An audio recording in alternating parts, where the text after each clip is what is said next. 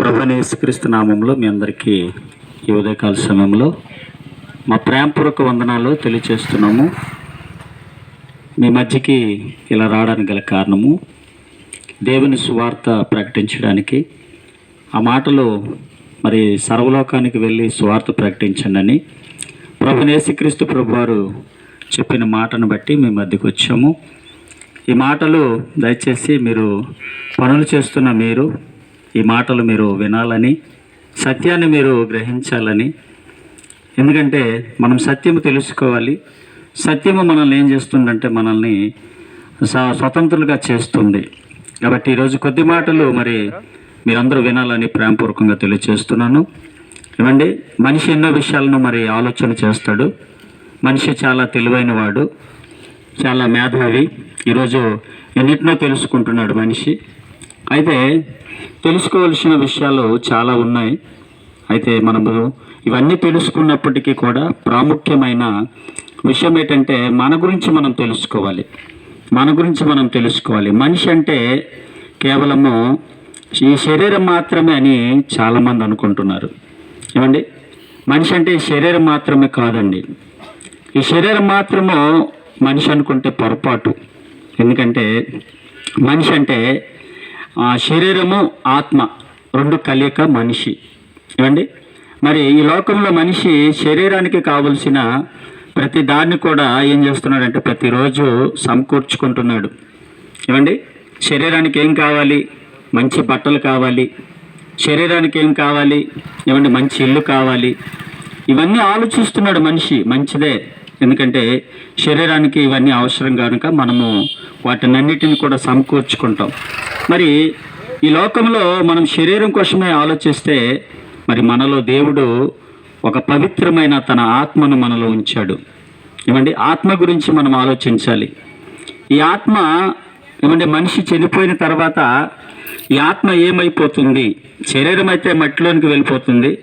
ఎందుకంటే మట్టిలో నుండి తీయబడినది శరీరము కనుక మట్టిలో కలిసిపోతుంది.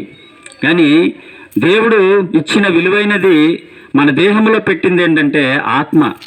మరి ఈ ఆత్మకు మరి చనిపోయిన తర్వాత ఈ ఆత్మ ఎక్కడికి వెళ్తుంది? చాలామంది అంటారు ఆత్మ గాలిలో కలిసిపోతుంది అంటున్నారు. కానీ నిజమండి, ఒకసారి ఆలోచన చేయండి. నిజమేనంటారా? ఆత్మ గాలిలో కలిసిపోతుందా? ఏమండి, ఆత్మ అంటే ఏంటి? అసలు ఈ ఆత్మ ఎక్కడి నుంచి వచ్చింది అనేది మనము ఖచ్చితంగా మనం తెలుసుకోవాలి. ఎవరూ చెప్పట్లేదు. ఏమండి, పరిశుద్ధమైన గ్రంథం బైబిల్ చెప్తుందండి. ఏమని చెప్తుందంటే ఆత్మయే జీవింపచేస్తుంది, శరీరము కేవలము నిష్ప్రయోజనము. అంటే మనల్ని బ్రతికిస్తుంది ఆత్మ. చూడండి, ఒక వ్యక్తి చనిపోయిన తర్వాత ఆ శరీరము మన ముందే కనిపిస్తుంది. అప్పుడు మనము అనుకుంటాము ఈ మనిషే కదా, మరి ఆ మనిషే కదా ఇంతకు ముందు కూడా ఉన్నాడు, మరి నీకు కావలసిన శరీరం నీ ముందే ఉంది కదా, మరి ఆ శరీరాన్ని నువ్వు ఎందుకు ప్రేమించట్లేదు అంటే అందులో ఉన్న శక్తి ఏదైతే ఉందో ఆత్మ, అది ఏమైపోయిందంటే వెళ్ళిపోయింది. ఆ మనిషిని విడిచిపెట్టి వెళ్ళిపోయింది. కాబట్టి మనము ఆత్మ ఏమైపోతుంది? ఏమండి, ఆత్మ కోసం మనం బ్రతకాలండి. ఈ లోకంలో యేసుక్రీస్తు ప్రభువారు నశించిపోతున్న ఆత్మను వెతికి రక్షించడానికి ఆ మహాలోకాన్ని విడిచిపెట్టి ఈ లోకానికి వచ్చిన దేవుడు ప్రభువైన యేసుక్రీస్తు ప్రభువారు. ఏమండి, ఆత్మను రక్షించడానికి వచ్చారు ఆయన. ఏమండి, ఎందుకంటే ఈ ఆత్మ గనుక దేవుడి దగ్గరికి వెళ్ళాలి. ఈ ఆత్మ దేవుడి దగ్గరికి వెళ్ళాలి. దేవుడి దగ్గరికి వెళ్ళకపోతే ఏమవుతుందంటే ఈ ఆత్మకు శిక్ష ఉంది. ఏమండి, అగ్ని ఆరదు, పురుగు చావదు అనే మాట పరిశుద్ధ గ్రంథంలో ఉంటుంది. అంటే అగ్ని ఏమండి ఆరదు, ఏమండి పురుగు చావదంటే ఒకసారి ఆలోచించండి. అగ్ని అంటే పాతాళము. ఏమండి, మన ఆత్మ అక్కడ ఏమైపోతుందంటే మనం పాపం చేస్తూ ఈ లోకంలో మనం బ్రతికితే మనము నిత్య నరకంలో యుగ యుగాలు మనము కాలిపోవాలి. ఏమండి, ఈ ఆత్మకు మరి రక్షణ ఎక్కడుంది? ఈ ఆత్మలో రక్షించేవారు ఎవరున్నారు అని అంటే ఆత్మను రక్షించేవారు ఎవరు లేరు. ఈ శరీరానికి జబ్బు వచ్చింది అనుకోండి, ఈ శరీరానికి జబ్బు వస్తే మనము డాక్టర్ దగ్గరికి వెళ్తాము, మందులు వేసుకుంటాము, ఏమంటే బాగు చేసుకుంటాము. మరి ఆత్మకు పాపం అనే రోగం అంటుతుంది. అది ఎలా అంటుతుందంటే మనం శరీరంతో చేసిన పాపం వల్ల ఏమండి మన ఆత్మకు రోగం అంటుతుంది, పాపం అనే రోగము. ఏమండి, ఆత్మకు ఎటువంటి కలంకము ఉండకూడదు. ఏమండి, ఆత్మకు గనక రోగం అంటింది, పాపం అనే రోగం అంటింది అనుకోండి, ఏమండి, దేవుడే బాధపడతాడు. ఎందుకంటే దేవుడు ఆత్మస్వరూపి, పరమాత్ముడు, అందరికీ ఆత్మనిచ్చిన దేవుడు, పైనున్నాడు. ఆ దేవుడు చూస్తున్నాడు. ఏ ఆత్మ కూడా నశించిపోవడము దేవుడికి ఇష్టం లేదు. కాబట్టి ఆత్మకు కావలసినది మనము సంపాదించుకుంటున్నామా? ఆస్తులు సంపాదించుకుంటున్నా మంచిదే, అంతస్తులు సంపాదించుకుంటున్నా మంచిదే. మరి ఇవన్నీ మనం తీసుకొని వెళ్తామా? తీసుకొని వెళ్ళం కదండి. అన్నీ ఇక్కడే విడిచిపెట్టి పోవాలి. ఏమండి, ఏదున్నా మనము ఒంటరిగా వచ్చాము, ఒంటరిగా వెళ్ళిపోవాలని పరిశుద్ధమైన గ్రంథము బైబిల్ సెలవిస్తుంది. కాబట్టి బైబిల్ ఎంతో సత్యమైన గ్రంథము. దేవుడు చెప్తున్న మాటలు ఎంతో సత్యమైనవి. ఈ మాటలు ఎవరికైతే తెలుస్తున్నావో, ఎవరైతే ఈ మాటల్ని గ్రహిస్తారో, వారు ఎందుకు పుట్టారో, ఎక్కడికి వెళ్ళాలో అనేది వారికి తెలుస్తుందండి. ఈరోజు దేవుడు అందుకే చెప్తున్నాడు, నా మాటలు వినండి. నా మాటలు విని మీరు ఎక్కడి నుంచి వచ్చారో అక్కడికి వెళ్ళాలంటే, ఈ ఆత్మలు అక్కడికి వెళ్ళాలంటే ఈ భూమి మీద మనము ఆత్మానుసారంగా జీవించాలి. ఆత్మ ఏం చెప్తుందో వాటి ప్రకారంగా జీవించాలి. కానీ మనిషి పాపం చేస్తూ ఏమైపోతున్నాడు తెలుసండి? ప్రతి ఒక్కరు చనిపోతున్నారు. చనిపోయి ఏమనుకుంటున్నారు? చనిపోయిన వారు ఏమైంది అంటే మట్టిలో కలిసిపోయారు అనుకుంటున్నారు. కానీ శరీరం కలిసిపోతుంది. ఆత్మ సంగతి ఏంటి? ఆత్మ సంగతి ఏంటి అనేది మనం ఆలోచన చేయాలి. ఆత్మ రెండు చోట్లకి వెళ్ళాలి. ఆత్మ చనిపోయిన తర్వాత మన పాపం చేస్తే నరకానికి వెళ్తుంది, పాతాళానికి వెళ్తుంది. మనము పాపం చేయకుండా ఈ భూమి మీద పరిశుద్ధంగా బ్రతికితే పరలోకము, మోక్షము, ఏమంటే స్వర్గము అని అంటాం కదండి. అక్కడికి వెళ్ళాలంటే ఈ భూమి మీద నీ పాపాలు నువ్వు ఒప్పుకోవాలి, నీ పాపాలని నువ్వు మానుకోవాలి. ప్రతి మనిషి కూడా ఉదయం లేచి పాపం చేస్తున్నాడు. ఏమండి, ప్రతి మనిషి పాపం చేస్తున్నాడు. ఎలా పాపం చేస్తున్నాడు? పాపం అంటే ఏంటి అని ఆలోచన మనిషి ఒకసారి ఆలోచిస్తే తెలుస్తుంది. మనము నోటితో బూతు మాట్లాడితే హృదయం అపవిత్రపరచబడుతుందండి, హృదయం చెడిపోతుంది. ఏమండి, మన చూపులు మోహపు చూపులు, ఏమండి వ్యభిచారపు చూపులు, ఏమండి ఇవన్నీ ఏం చేస్తున్నాయంటే మనిషిని పాడు చేస్తున్నాయి. ఈరోజు పాపం అంటే ఎవరిదో దోచుకోవడం కాదు, ఎవరినో చంపేయడం కాదు. ఏమండి, పాపం అంటే ఏమండి మన పక్కన ఉన్నవారిని మనము ఏమండి వారి పట్ల మనము ద్వేషంగా చూసినా, వారిని నిందించినా అది పాపమే. కాబట్టి ఆలోచన చేయండి. పాపము చేసిన ప్రతి ఒక్కరు కూడా ఎక్కడికి వెళ్తారంటే నిత్య నరకంలోనికి వెళ్తారు.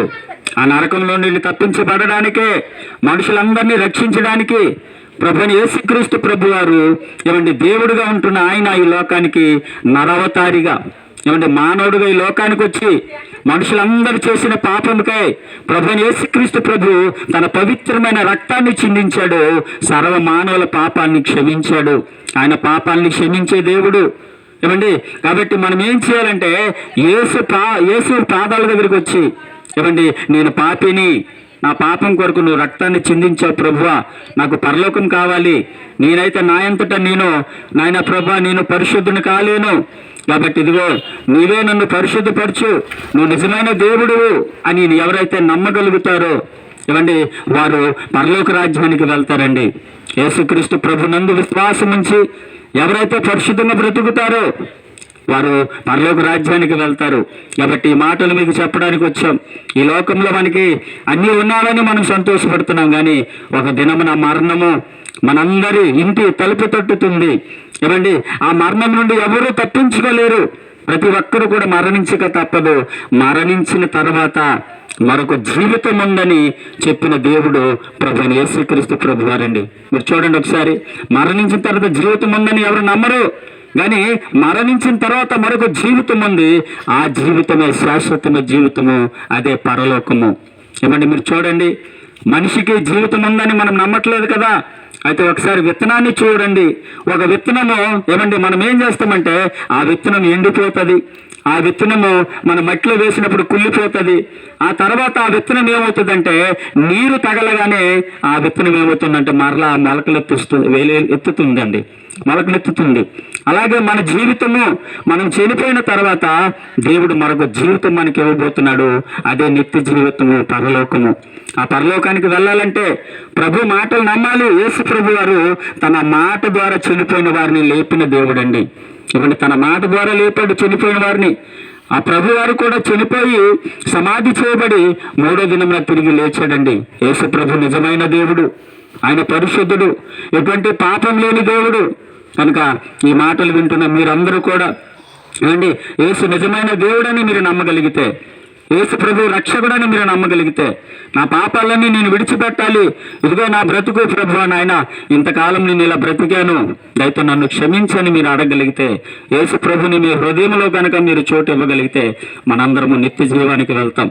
ఆయన రాకడా సమీపంలో ఉంది, ఆయన త్వరగా రానే ఉన్నాడు. కాబట్టి ఈ మాటలు విని ఎవరైతే మారు మనసు పొందుతారో, ఎవరైతే రక్షణ పొందుకుంటారో వారు నిత్య జీవాన్ని పొందుకుంటారు.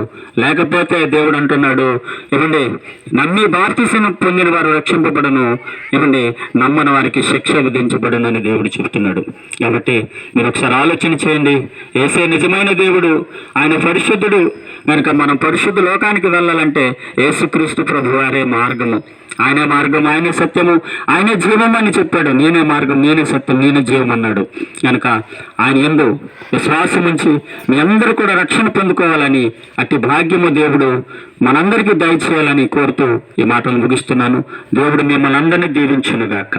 ఆమేన్.